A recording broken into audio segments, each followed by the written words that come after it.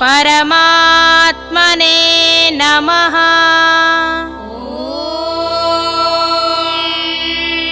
श्री परमात्मने नमः।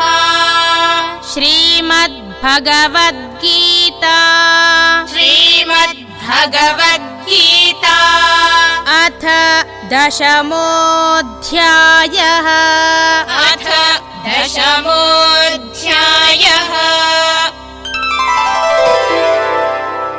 श्रीभगवानुवाच श्रीभगवानुवाच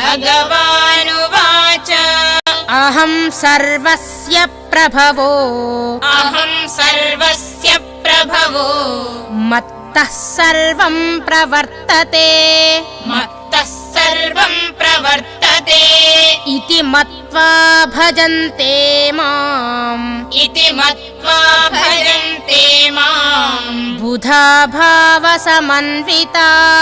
बुधा भावसमन्विताः।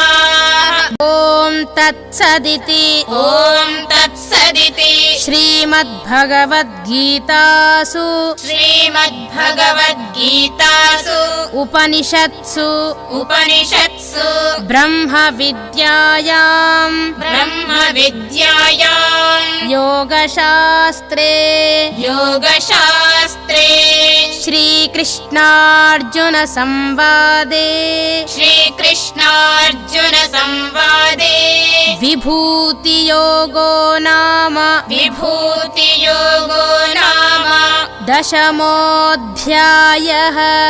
दशमोऽध्यायः।